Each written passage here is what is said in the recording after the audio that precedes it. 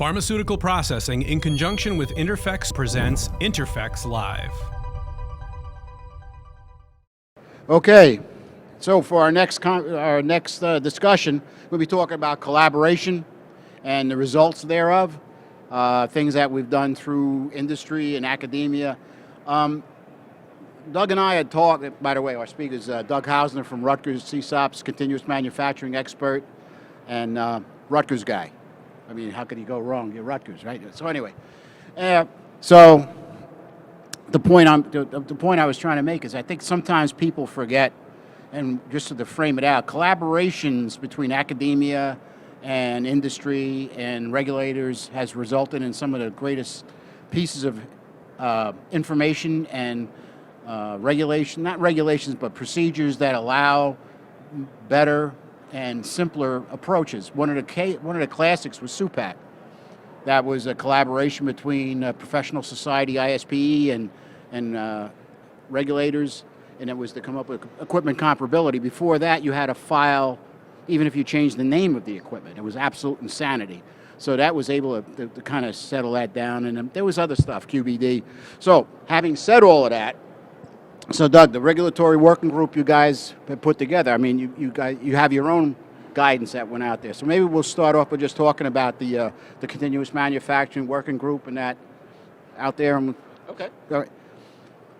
Well, so the continuous manufacturing working group was something that started in 2015. There was a visit to Rutgers University by Janet Woodcock. We had just finished putting together the continuous fit manufacturing line in the previous year or so, and we're working with Janssen on that at the time. And we wanted to be able to, show this to the FDA, and so she came out for a visit, and we also brought in about 50 people from industry that day, and the C-SOPS working group, regulatory working group as you refer to it, was something that was really something that was able to come out of the fact that we already had a pre-competitive group that had been meeting and talking together, collaborating already, right? When we talk about collaboration, the type of collaboration that we're referring to here is pre-competitive collaboration, things that we can keep out in the public domain, that everybody can share, that can help to increase the baseline understanding of a new technology. So in the case of continuous manufacturing in the working group, at the end of that workshop that day, Janet Woodcock challenged the audience to bring forth a document to the agency that may potentially serve as some sort of foundation for a guidance document in the future. And so, we took that invitation to heart, and we assembled a group of about 16 or so companies that participated. Some came, some went in terms of the year or so long process that we took. But we essentially coordinated this group of industry people working with our academic team to come up with what we refer to as best practices for continuous manufacturing, keeping in mind that things were evolving then and they continue to evolve now with the technology, but we just wanted to try to put down within one document what we thought were consensus best practices at that time. And so we did that, we published that, or I shouldn't say published that, we submitted that to the agency in the summer of 2016. In 2017, they posted that for a public docket. There were comments back on that document from various different companies across the industry, and then pieces of that document eventually made its way into what you see that's out there as a draft guidance that was just recently I guess put forth by the agency is the right way to put it. And so we're glad to have had a small piece in terms of helping to drive things forward, and that's what we continue to do by trying to work pre-competitively with industry and other academic partners, as well as with the agency, to be able to try to drive this technology forward, to make it easier for people to adopt and get involved in what's happening with continuous solid dose manufacturing. That's to me, that's the best, because we were talking about that in the last session. Having guidance and educated investigators or educated regulators is the best. I mean, it makes our job easier in the end, and I think that's why you said that pre-competitive. I mean, everybody ponies up. I mean, to me, it benefits everybody, and I think in continuous, that's a key piece too. It's a viable option now. Well, yeah, and in reality, it's not the technology readiness that is normally the rate limiting step. It's normally either regulatory acceptance or perceived regulatory acceptance, as well as having the right people with the know-how to be able to implement something. Right, those are really what are more rate limiting, particularly in the case of continuous manufacturing. And maybe I'm biased and that's my perspective, but that's really what I've seen, in the last few years, is that we had a certain technology readiness level, but the discussions going on in terms of why people weren't, looking at it more or getting involved in things, came back to this idea of, where are regulators with the technology and how do I get the right people that can be able to do this within my own organization? Right. And so those are two things that we can help through pre-competitive activities and collaboration, because when we're doing that, we're training the next generation of people that are going to be involved in the technology, as well as doing things in an open forum in the public domain so that they can be seen by regulators as well as people trying to adopt the technology. Yeah. And when I say regulators, I mean we often think about the FDA, but in reality this was more of a global regulatory picture, and so in that respect the US agencies can only help to try to lead. They can't actually dictate what's going to be going on in other parts of the world, but we continue to try to put things out there and make sure that the information is available for them and other agencies to be able to make the best decisions possible. Right. Yeah, I think I'd like to have a dime for how many times the argument of what a batch was came up. That was a classic. Well, I mean, people have been involved in this a lot longer than me, but it's getting close to 10 years that I've been involved in these sorts of discussions, before people were really looking to go commercial, and still to this day, you go to any conference that's related to, continuous manufacturing, and that's still the first question. That's the first question. That's still the first question to come up, and so, you can answer a question doesn't mean that it's not going to be asked again. That's it. There's certain constants in this industry. Okay. I remember a half an hour where, what is a batch? And, and it was, even at the time, it was pretty clear. But hey, no, I digress. Anyway, but I'll tell you, the main reason why we really wanted to talk about continuous, okay, enough with the solid dosage form. The point is, biologics are up and coming. I mean, we've had like 3 presentations. Okay, granted, that's CAR T cell therapy, which is not, it's a little different, but I mean, so of late, I mean, how's it look? The bioprocess, continuous process. A lot of people are talking about it. So have they been coming to you? What's been going on? So we've actually just started to get involved in continuous bioprocessing from 2 different angles. I mean, one is we have a new FDA sponsored project that just started at the end of last year. We're still getting our lab set up even for that to try to be able to work on that, and it's a lot of the same playbook that we had from solid dose in terms of our thoughts on it and our approach to it, and I'll go into that in a little bit. But the other aspect of how we're trying to approach this is collaboration with other entities, including our partners here in New Jersey, close to New York at NJII, as well as working with other established entities that have been out there doing this longer than us. But what we're really interested in doing is exactly like you said before, pre-competitive collaboration around this, trying to make sure that what we're and other people are doing as well are put out into the public domain so we can try to have this consensus best practices in terms of how to approach these systems. And again, a lot of the technology is there from a unit op perspective, from the types of things that you'll be able to see here at INTERPHEX. So there's a lot of new solutions and new technology. But the thing that we don't do as much here at this show is talk about the other things that go along with that, the software and the integration and the design of control strategies. And some of those vendors are here as well, but that's really where a lot of the effort is going to go into in the next few years, is kind of making smart systems, right? The things that can help you to control the CQAs, can control the process, make sure that what you're getting is robust as well as the highest titer possible, if that's what's going to give you the best overall efficiency with your process. So, it comes down to using a lot of the things that we've hopefully been able to learn through our journey with solid dose, and now trying to apply that to continuous biological processing as well. But the one other point to make real quick is, it depends on scale as well, right? And this is one of the things that we've been seeing going back and forth on the solid dose side that I think that we're going to see for continuous biologics is, what scale do we look at? What scale do we play out here in terms of trying to be able to demonstrate these systems, demonstrate this technology, and still make it viable to then take that directly into commercial, right? Trying to avoid the scale up or other things like that are a challenge when you don't have SUPAC and other things like that available at this point in time yet. So, what would you say was the key learning that you got from the solid dose trip and that you're leveraging here? I mean, I heard the CQA thing. I mean, what else?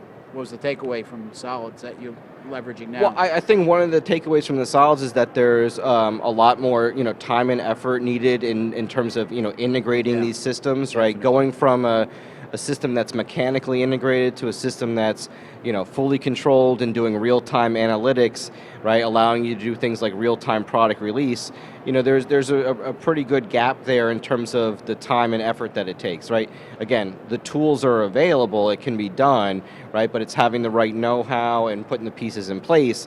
And you always got to keep in mind the business case, right? And if you're taking too long to get something done, right, you got to find a way to be able to click those pieces into place a little bit faster. And so by doing things again in a pre-competitive framework, it's about how to demonstrate how they can be done, to try to show people where some of the pain points are, so people can look at solutions to try to make things faster and easier. Yeah, talking about guidance and stuff that's come out.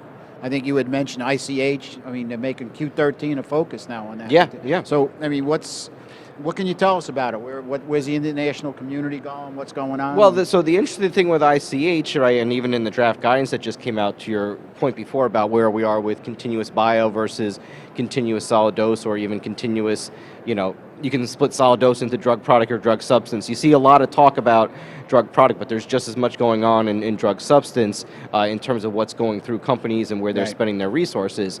But if you look at those groups and you look at the guidances, the things that are being put out there, they're somewhat agnostic in terms of whether you're talking about bio or solid dose. They may be pulling from certain examples, but they're trying to have some degree of continuity between the terminology and the approaches and the basic principles of the things that you need to be able to control and understand in terms of doing continuous processing.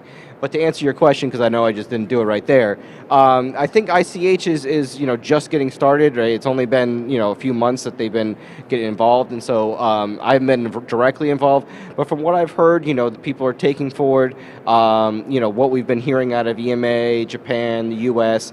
Those will be the people that will help to drive that forward. But they're still trying to bring along some of the smaller markets, people that just haven't been exposed to new technology that much. And again, that is probably one of the larger challenges here is the educational aspect of things, right? Making sure that people are informed, right? People are informed so they can make the right decisions about what technology to try to adopt, the right decisions, right information so they can understand how to properly regulate something. In a lot of cases it can fit into an existing regulatory framework, and I think, trying to put a regulator's hat on for a second, I think that may have been where some of their frustrations were, was that, from their perspective, a lot of the regulations don't preclude, doing continuous manufacturing and any of the different flavors that we talk about, but it doesn't explicitly say how to do it either, right? And that's what, people are looking for, is a little bit more in terms of the do's and the don'ts of continuous before they, go and get into it more. Well, I think a lot of times ICH, they're more, I wouldn't call it collegial, but they seem to draw more what you call pre-competitive. I think. Yeah, well, I think it is by definition, because it's one of the few places that you have the regulators and the industrial participants really working on these things together.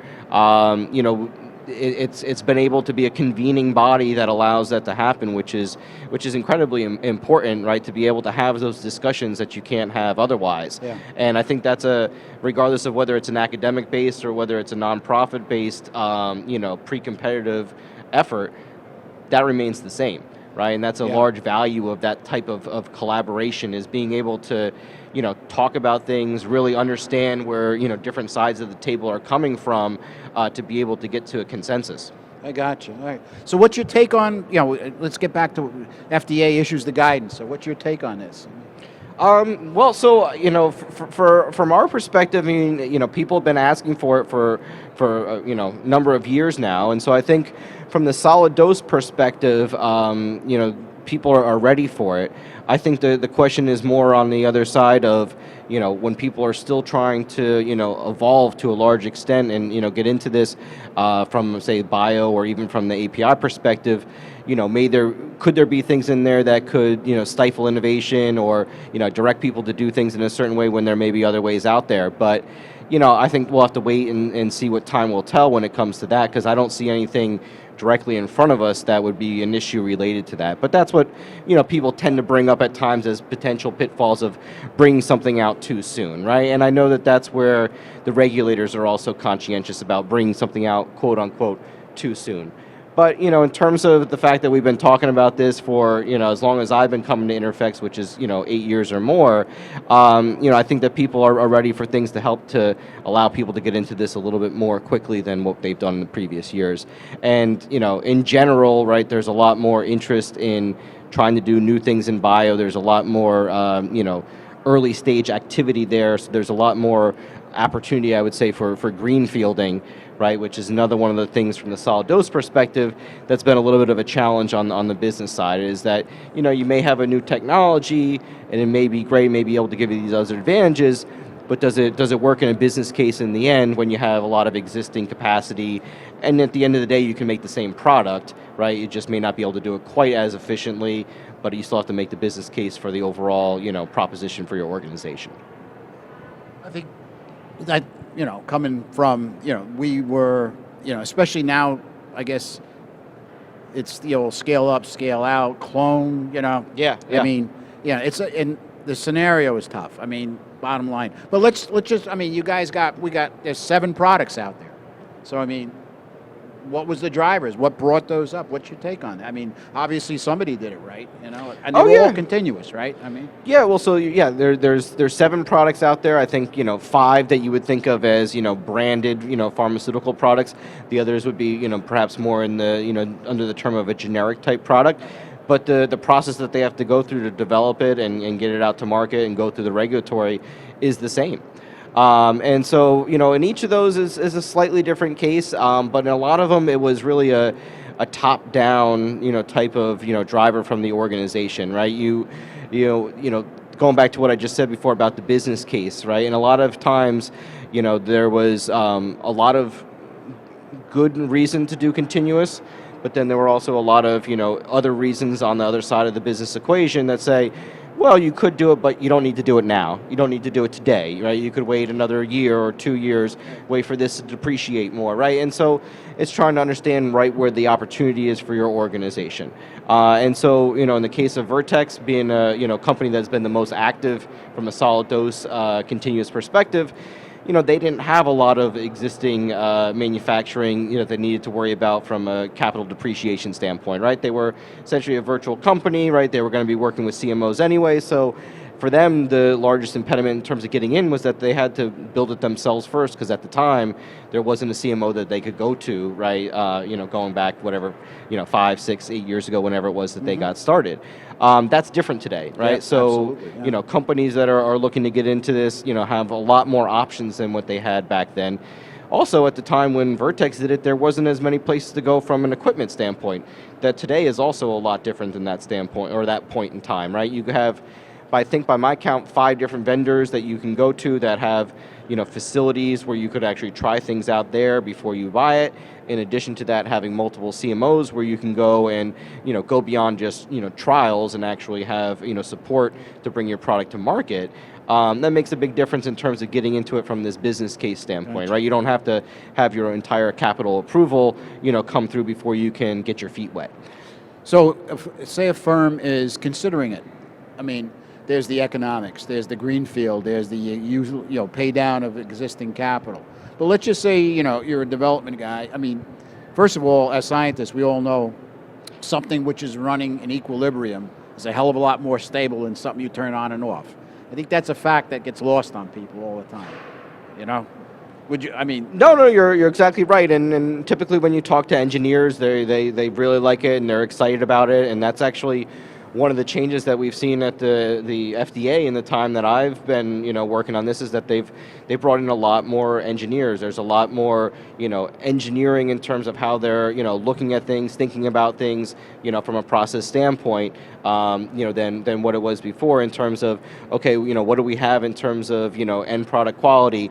Now it's not just about I guess it's a much closer to a quality by design type of thought process that they had talked about years ago in terms of if we understand the process and we see what the process is doing in real time, that we understand that what's going to come out of that is going to be quality product, and we also understand what would happen in the process to lead to being not quality product, out of spec product, and how to deal with that in terms of discarding it from the product stream or making corrective actions, right, to minimize the amount of product that is actually not where we want it to be. there seems to be a lot of firms, especially, well, all you have to do is walk the show floor. There's a lot of that have CM packages, either solid dose, CM. I mean, if a guy is they're thinking about kicking the tires, and what guidance would you give somebody? I mean, Well, yeah. So if you're kicking the tires today, I would say certainly make sure you do your due diligence. Check with the different people that are out there from a vendor space. I'd certainly be glad to talk to anybody. Give them my 2 cents on things in terms of who they could talk to and what they could check out. But really is trying to have the full picture before you dive into it, because you'll have people come to you at times and say, yeah, we're doing continuous manufacturing, we're going to do it on this next product, and then you start talking to them and you realize that they've only looked at the first maybe step or two in terms of where they need to be, but you got another 10 steps to go. And if you don't have that kind of clarity and vision in terms of where you need to go with this, it's going to be a challenge, because unlike traditional manufacturing, right, you can't go piece by piece, right? Different from traditional manufacturing, we have isolated unit operations, right, in different parts of our building, and the ability to, rework or make changes from step to step. When we put everything together in continuous manufacturing, we're getting a lot of efficiency, particularly in time, but we're losing a little bit of that flexibility, right? And so if you start, going down the pathway and you don't understand where the pathway goes, right, you're inherently going to make some mistakes, right? And that may be as simple as, well, this piece of equipment really doesn't work with this piece of equipment, or this, isn't really amenable to what I'm doing downstream, right? And just to be able to think about that ahead of time, because it's not a single piece of equipment, then you're adding a single piece of equipment. It's a system, right? You're buying a system to make your product. And the system isn't just the hardware, right? The system are the other pieces that make it a system. Every once in a while we use the analogy of cars, right? In terms of the changes that we've seen in automobiles in the last decade or so, and all the smart, technology that's in them now, right? And so now your car is able to do a lot more things for you, right? But it's also a lot more complicated, right? And when you think about your vehicle, right, it is all these other things that are actually fully integrated into them, right? The software systems, the control systems, and it's the same thing for a pharmaceutical manufacturing line. So no longer is it going and buying a specific piece of hardware from one vendor, right? No, now you're really talking about a system, whether you're taking those pieces from different vendors and assembling themselves, or whether you're buying it from a single vendor, right, off the shelf, it's still the same in terms of it's much more of a system. And a lot of the challenges are not from the hardware perspective, from the systems engineering perspective, in terms of how do I make sure everything talks to each other, how do I get the data in the time frame that I need it, and how do I have that data go into the right reporting structure and other things like that. Because also with things happening much more quickly, you don't have the days in between different steps of your process. For the line that we have set up down at Rutgers University, we go from powder in to tablets out in under 10 minutes, right? And that replaces a cycle time of approximately 2 weeks, for some of the products that we've worked on, to reprocess in that line. But I think one of the things, at least, that came out as well was, this was going back to the one we talked about, intelligent supply chain.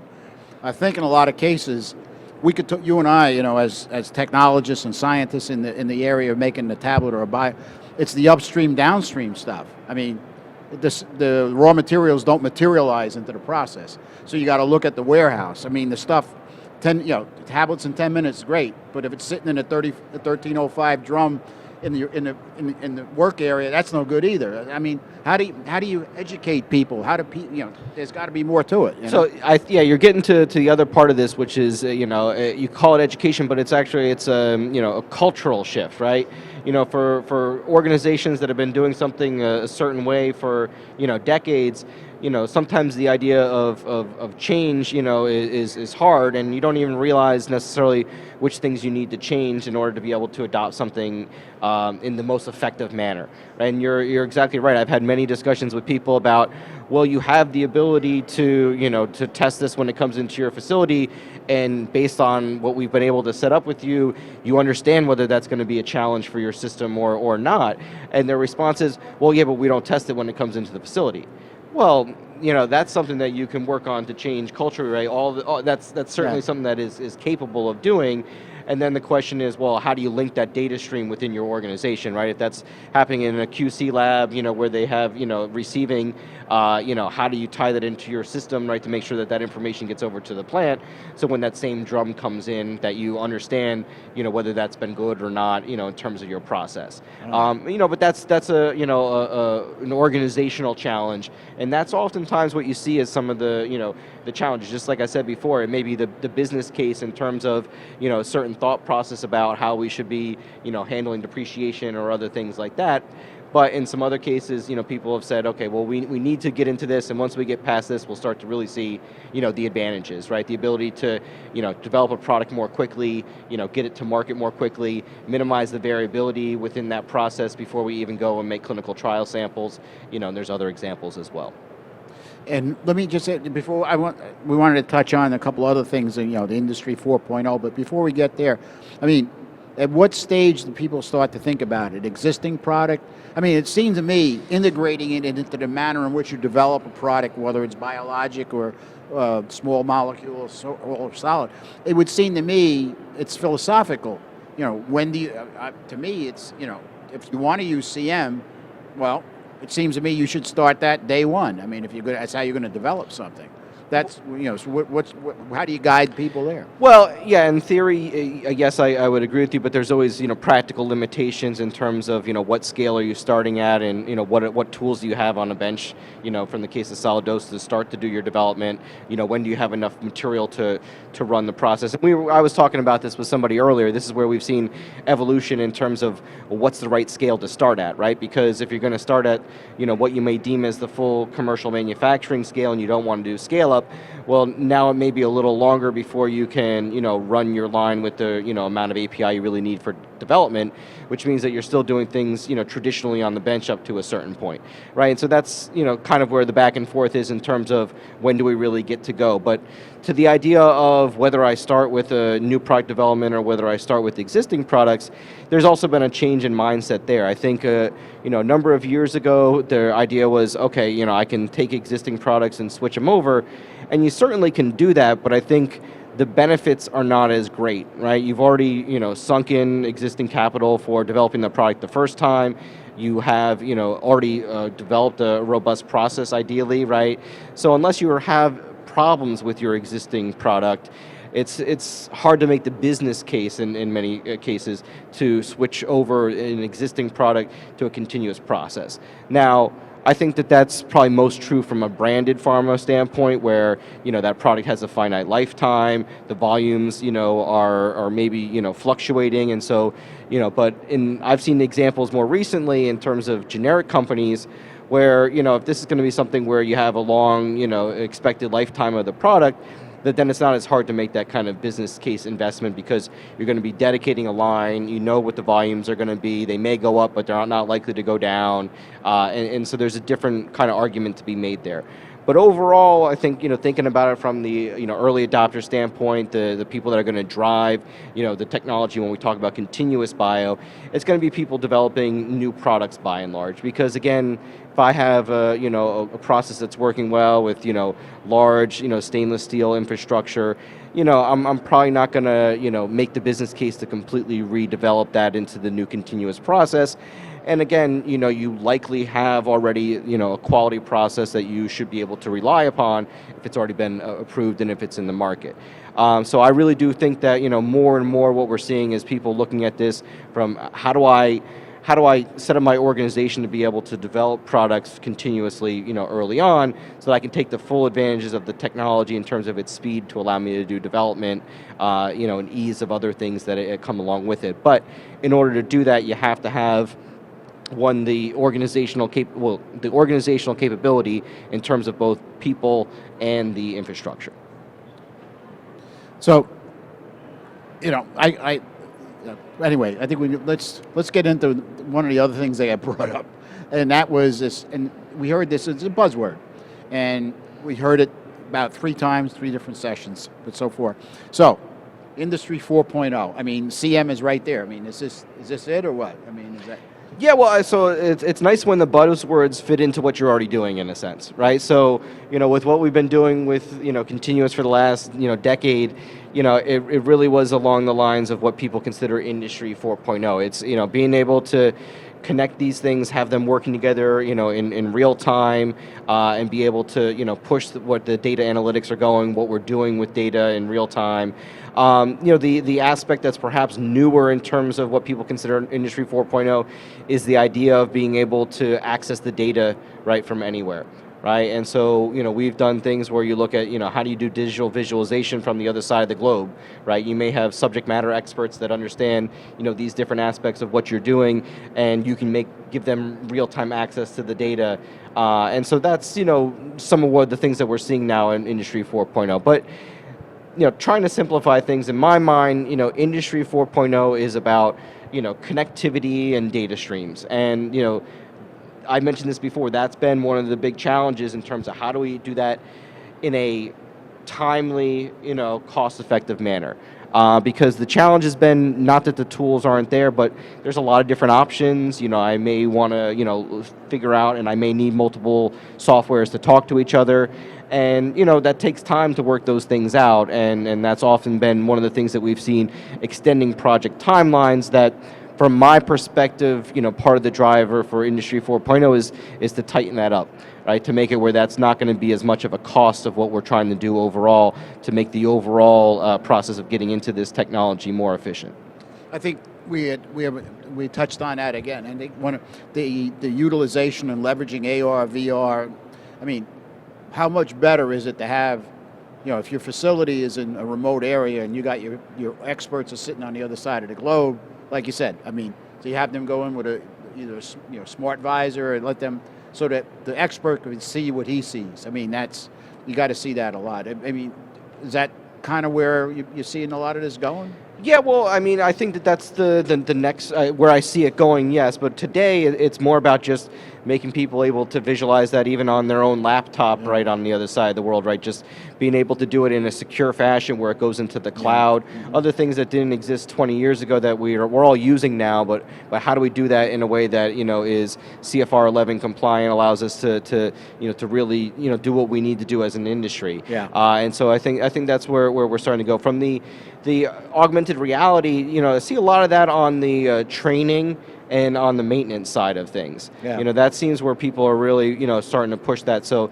the idea that an operator can have an overlay that helps them to work with the technology, that's where I see a lot of that for both, maintenance as well as for even maybe just routine operation and training of people. That's where I see the most of that. But, we're looking at all those different things, trying to understand how it fits into, what we're trying to do overall. And it's all Industry 4.0 in that sense. So let's just step back again. And so right now, who are you talking to? I mean, is it the small molecules, solids? You're talking to the biologic people? I mean, what's that? I mean, the CM you're seeing a lot of biotech continuous manufacturing? Or? So the biotech, I mean, and again, I think, because I've gotten more into it from the standpoint that we have active projects related to it, that I've been looking for a lot more than maybe I was in years past. But you see a lot of interest around bio. But the one that is actually quite interesting from my perspective, that there's a lot of that I don't hear people talking about as much. But from surveys I've seen of the industry and from comments that I've seen by public presentations by regulators, it seems like there's a lot in drug substance that's coming through, right? And that a lot of companies have been working in drug substance and have been, taking that forth to the agencies. And so while we sit here today and we only have solid dose approvals for continuous processes, I don't think that that's going to be the case if we sit here next year, and likely some of those are going to be drug substance ones that are going to come through first. I don't know, personally, again, I'm hoping to have more conversations throughout the course of 2019 on this. But, as of today, I've seen a lot of people looking at continuous bio in the R&D side, I haven't seen it, where, there's clear conversations about, here's our commercial timeline, right, to market with the technology. But I think that, there's a strong desire, and so that will quickly follow faster than what we saw in the small molecule side of things. I would think in the continuous bio, they got to give I would think more thought to the upstream side too. I mean, because we talk. The disconnect sometimes is, hey, I'm going to do continuous. Oh, wait a minute. My raw feed doesn't. Yeah. I think yeah, exactly. You're right. Yeah, so you do all these other fancy things batch, and then you do one of the most critical inputs, all these other things continuously do some of the other things, as a batch. Is that the right way to do it? Is it not the right way to do it? I think in the end, really what it boils down to is, how can you monitor that, right, in a timely manner so that you can do it? Because, there's no reason that you need to make your media, continuously. But what you do need continuously is the quality assurance that what you did make is going into your process continuously is going to be what you want it to be. And I think that that's one of the changes that people don't stop to think about when we start to say, okay, batch versus continuous. It's how quickly things are going to happen, and if you aren't thinking differently, how that may become a problem, right? And so if you're still thinking that I'm going to take this and send it off to a traditional QC lab, that could work, but you're losing a lot of the advantage of being able to do things, quickly. And so, it relates to, okay, well, now I want to go and I'll store it. Okay, well, yeah, you can go and you can store it, but now we're increasing the footprint, we're increasing the work in the work in progress. And so there's all these different things that you can do in terms of, straddling, going from, an old approach to a new approach. But the more you do that straddling, the less you're getting advantage of the new approach. Right.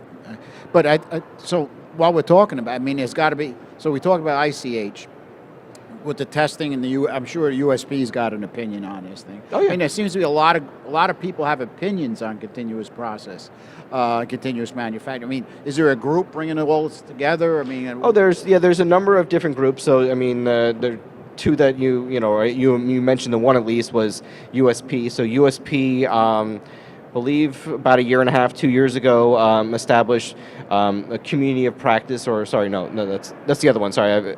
USP established an expert panel, they call it, right, to discuss continuous manufacturing, and this would work within their other volunteer groups, right, to be able to bring forth, ideas on what the, pharmacopoeia should be doing around continuous manufacturing.